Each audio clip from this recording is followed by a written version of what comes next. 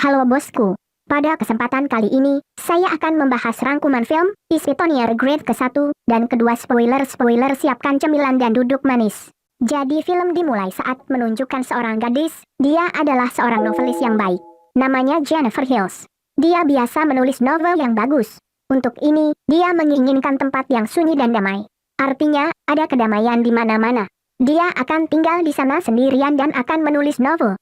Makanya dia pindah ke tempat lain. Dia menyewa sebuah rumah tua. Pemiliknya adalah seorang lelaki tua dan berada di daerah yang sepi. Dia akan pergi ke rumahnya tapi dia lupa jalan. Di tengah jalan, dia bertemu dengan 3 anak laki-laki. Mereka sedang berada di pom bensin dan mereka mulai menggodanya sambil berbicara dengan sangat manis. Dengan itu, mereka juga memberitahunya jalan ke rumah. Seperti ini, anak laki-laki itu juga mengetahui alamat rumahnya. Nah, Jennifer itu, mereka juga memberitahunya jalan ke rumah. Seperti ini, anak laki-laki itu juga mengetahui alamat rumahnya. Nah, Jennifer sampai di rumahnya. Dia menyukai keheningan rumahnya. Dia mengatur barang-barangnya dan mengatur semuanya di sana. Kemudian dia duduk dan mulai menulis novel. Dia menikmati lingkungan tempat itu. Pada malam hari, dia berbicara dengan temannya. Sementara itu, dia mendengar suara. Itu datang dari gudang di luar rumahnya. Dia pergi ke sana untuk memeriksa tapi tidak ada. Itu hanya suara angin. Dia lagi duduk. Tapi minumannya jatuh di bajunya jadi dia pergi ke kamar kecil untuk mencuci bajunya. Ada seseorang yang merekamnya secara diam-diam. Keesokan paginya, dia kembali dari jogging. Dalam perjalanan, dia melihat sebuah rumah tua yang rusak ke rumahnya. Pulang ke rumah, saat melihat wastafel sudah rusak. Air kotor keluar dari sana. Dia segera memanggil tukang ledeng. Tukang ledeng memperbaiki wastafel dan Jennifer berterima kasih padanya. Kemudian kita melihat ketiga pria itu, salah satunya bernama Stanley. Dialah yang merekam Jennifer di kamar mandi. Dia juga menunjukkan rekaman ini kepada teman-temannya yang lain. Dia adalah anak yang aneh dan tukang ledeng juga ada di sana. Tukang ledeng pergi ke rumah Jennifer untuk memperbaiki wastafel. Dia memberitahu mereka bahwa Jennifer berbicara dengan saya dengan baik. Mereka pikir dia hidup sendiri dan kami juga akan pergi ke rumahnya dan akan mendapat manfaat darinya. Sekarang mereka mulai merencanakannya. Mereka semua memiliki pikiran yang jahat. Pergi ke sana, mereka melempar burung mati di depan rumahnya. Jennifer keluar. Dia melihat suara itu lagi datang dari gudang. Dia pergi ke arah itu tetapi sampai saat itu 4 anak laki-laki itu telah masuk ke dalam rumahnya. Sekarang Jennifer masuk ke dalam rumah tapi dia tidak tahu tentang anak laki-laki itu. Mereka bertanya kepada Jennifer, mengapa Anda tinggal sendirian di sini? Kenapa kamu datang ke sini? Jennifer menyuruh mereka menulis novel. Salah satu anak laki-laki bernama Johnny, dia meminta Jennifer untuk minum. Dia menyakitinya dengan tongkat baseball. Dia memintanya untuk menunjukkan giginya dan menyiksanya. Dia memintanya untuk mencabut giginya. 3 lainnya melemparkan korek api padanya. Mereka mengolok-oloknya. Jennifer segera berlari dari sana dan pindah ke hutan. Dia bertemu seorang anak laki-laki dengan sheriff. Sheriff memintanya untuk pergi. Saya akan pergi dengan Jennifer ke rumahnya untuk melihat apa yang terjadi. Tapi di sini masalahnya akan meningkat lebih banyak. Karena Sheriff juga termasuk dengan anak-anak itu. Sheriff pergi dengan Jennifer ke rumahnya. Pulang ke rumah, dia mengunci pintu. Dia berperilaku aneh dengan Jennifer. Dengan itu, dia memanggil seseorang. Mereka tidak lain adalah 4 orang itu. Tukang ledeng berperilaku buruk dengan Jennifer.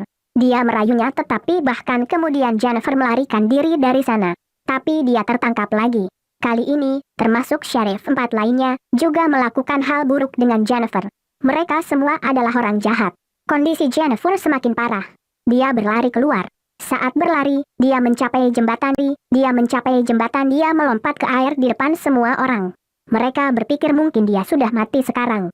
Mereka mulai menghapus semua bukti. Mereka membakar semua bukti yang darinya mereka bisa ditangkap. Mereka berdiri di sana untuk waktu yang lama. Untuk mencari dia bahwa dia sudah mati atau melarikan diri. Tapi mereka tidak melihat apa-apa. Mereka memastikan bahwa dia sudah mati dan kita bisa pergi dari sini. Mereka pergi dari sana. Sheriff pergi ke rumahnya. Di sana kita melihat istri dan putrinya. Betapa jahatnya dia. Dia tidak tahu malu. Dia bahkan tidak memikirkan putrinya. Mereka mencari Jennifer selama berhari-hari. Tapi mereka tidak mendapat kabar apapun. Mereka bahkan tidak mendapatkan tubuh Jennifer. Suatu hari, tukang ledeng memberitahu mereka bahwa dia telah melihat jiwa Jennifer. Mereka jadi tahu rekaman yang mereka rekam saat itu, seseorang telah mencurinya. Mereka semua menjadi agresif, tetapi sekarang mereka akan menjalani apa yang telah mereka lakukan. Karena Anda tahu tit for tat. Ketika malam muncul seseorang melempar burung mati ke arah rumahnya, saat mereka melempar ke arah rumah Jennifer. Dengan itu, sandal Jennifer. Di sisi lain, Sheriff menemukan rekaman nama Stanley tertulis. Sheriff datang dengan marah. Dia berpikir bahwa Stanley telah menyimpan ini. Dia pergi dan menusuk rekaman itu di mulut Stanley. Stanley bilang, aku belum melakukan semua ini. Anda harus khawatir tentang tukang ledeng. Dia menghilang selama beberapa hari, mungkin dia telah melakukan ini. Dia akan bersalah karena dia telah memberitahu kami bahwa berbicara dengannya dengan baik. Itulah mengapa terlintas di benak kami untuk mengunjungi rumah Jennifer. Sekarang kita harus mencari tukang ledeng dan membunuhnya. Sheriff bilang oke, lalu temukan dia. Sebelum ini, Sheriff juga membunuh orang tua yang tidak bersalah. Jennifer tinggal disewa di rumahnya. Bagaimana dia bisa tahu di mana Jennifer berada? Mereka telah melakukan ini sehingga orang tua ini tidak akan memberitahu siapapun bahwa Jennifer hilang. Sekarang pertanyaannya adalah, mereka tidak menemukan tukang ledeng, jadi di mana dia? Dia berada di rumah Jennifer. Jennifer membuat tukang ledeng pingsan sambil memasang tali di lehernya. Di sisi lain, teman Stanley mendengar suara musik. Sekarang Stanley dan rekannya pergi mencari tempat itu. Mereka sampai di rumah yang aneh dan rusak itu. Jennifer telah melihatnya. Stanley dan rekannya masuk ke dalam. Teman Stanley masuk ke dalam rumah dari pintu dan Stanley mencoba masuk ke dalam rumah dari halaman belakang. Itu dari dalam hutan. Jennifer siap di hutan untuk membalas dendam pada mereka semua. Stanley melihat Jennifer. Dia bergerak ke arahnya. Tapi kakinya terjebak dalam perangkap. Dia berteriak dan memanggil teman-temannya. Teman-temannya datang dan Jennifer menyerang mereka dengan tongkat baseball. Dia membuat mereka pingsan. Jennifer telah membuat 3 pria pingsan sekarang. Dia mengikat teman Stanley. Dia mengikatnya ke bak mandi dan air datang dari belakang. Jennifer telah mengikat Stanley dengan sebatang pohon di hutan. Dia merekamnya, dia menempatkan tikus mati di mulutnya, kail dari mana ikan itu ditangkap, dia meletakkannya di matanya dan menggantungnya di pohon. Bahwa jika dia akan melakukan gerakan apapun matanya akan dipotong. Sementara itu, Jennifer memotong-motong ikan dan meletakkan organnya di wajah Stanley. Maka Raja Wali dan burung gagak akan datang dan memakannya dari mukanya. Dan dia akan merasakan sakit. Sekarang adegan bergeser ke teman Stanley. Dia berkata kepada Jennifer, maafkan kami tahu kami telah melakukan kesalahan. Tapi Jennifer tidak akan menerimanya kali ini. Dia mencelupkannya ke dalam bak mandi. Kemudian dia menuangkan asam ke dalam air bak mandi. Dia telah menggantungnya di 2 tongkat kayu. Dia mengeluarkan tongkat kayu, anak laki-laki itu jatuh ke dalam air. Tubuh dan wajahnya mulai terbakar. Di sisi lain, kondisi Stanley juga semakin parah, karena gagak makan dari wajahnya. Karena rasa sakit ini, dia membalas dendam. Sekarang Jennifer bersiap-siap dengan baik. Dia lagi pergi ke pompa bensin, Johnny melihatnya di sana. Dia bergerak ke arahnya, tapi kali ini Jennifer sangat berani. Dia menyerang kepalanya dan mengikatnya. Di tempat yang sama di mana itu terjadi padanya. Dia melakukan hal yang sama dengannya seperti yang akan dilakukan padanya. Jennifer mencabut semua giginya. Dia juga memotong bagian tubuhnya dengan gergaji listrik dan memaksanya bahwa Anda akan memakannya. Jennifer harus membalas dendam pada pelumber dan Sheriff. Dia sudah menangkap tukang ledeng, sekarang dia pergi ke rumah Sheriff. Dia menculik putrinya ketika Sheriff duduk di mobilnya. Jennifer juga duduk di mobilnya. Dia menyerang dan membuatnya pingsan.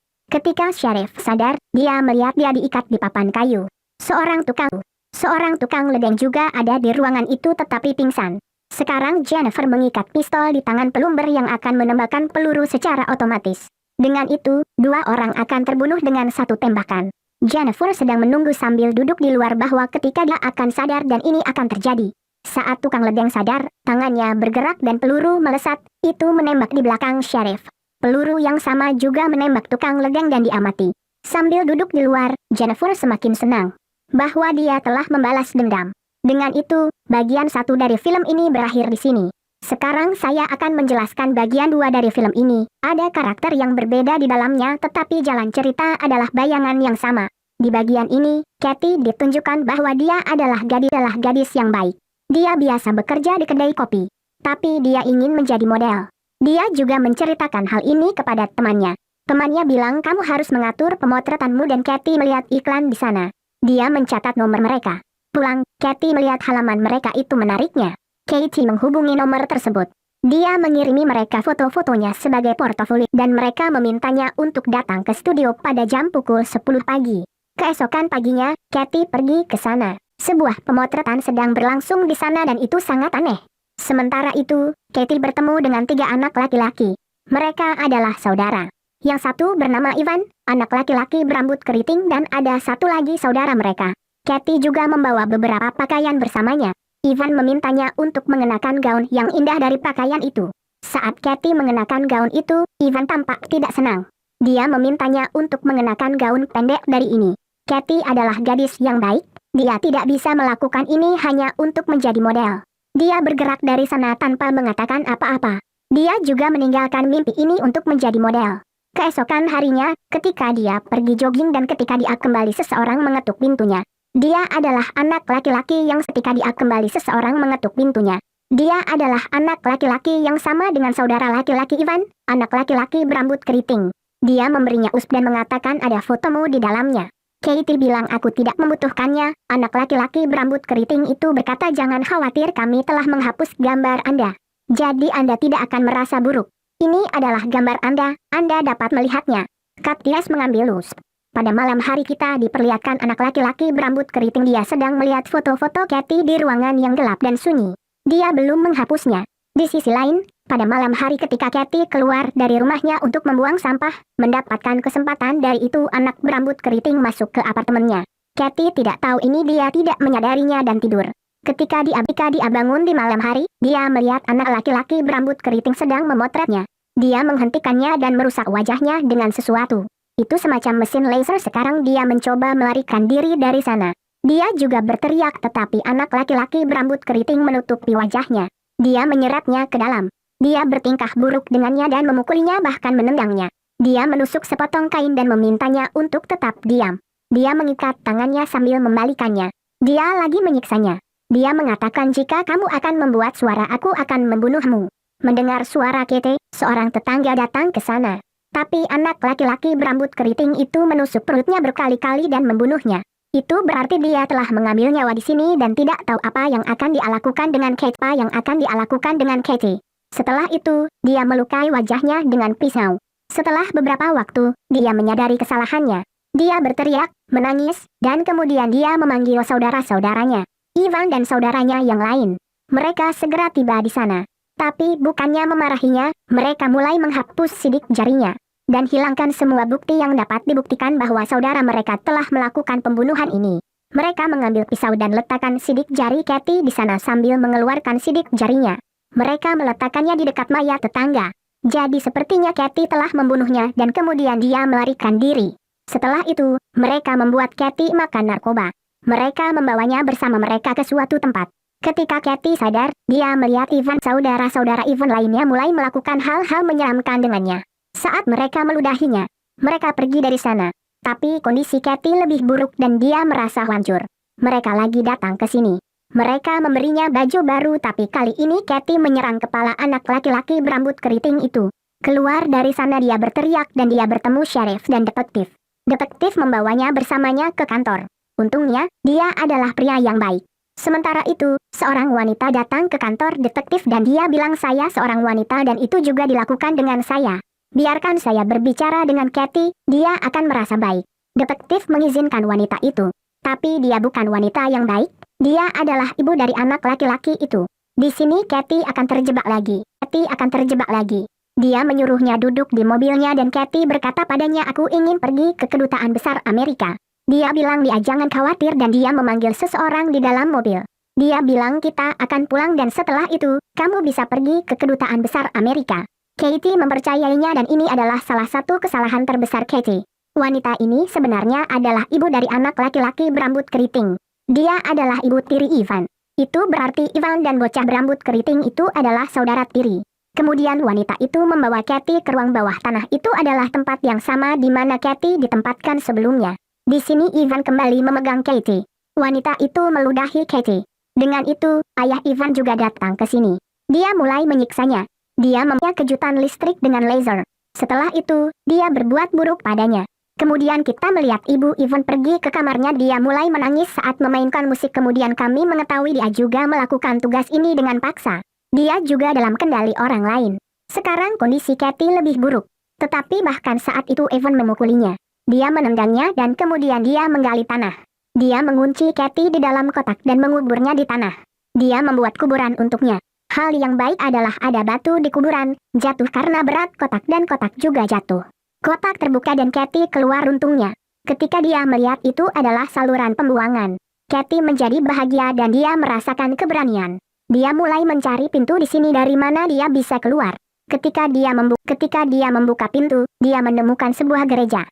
Dia juga bertemu dengan seorang ayah di sana dan dia berbicara dengannya dengan baik setelah melihat kondisinya.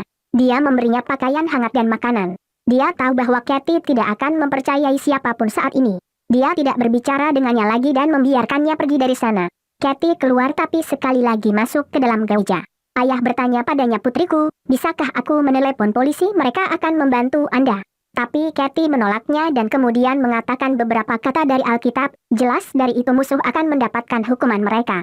Katy pergi ke rumah Ivan dan mencuri sejumlah uang dari sana. Keesokan paginya, dia pergi ke kedai kopi. Anak laki-laki berambut keriting itu duduk di sana. Dia melihat Katy, kita telah menguncinya. Katy kembali datang ke saluran pembuangan. Anak laki-laki berambut keriting juga datang di belakangnya. Katy datang ke sini dengan persiapan penuh. Dia pingsan sambil meletakkan tali di lehernya. Dia menyiksanya dan memotong tubuhnya dengan pisau.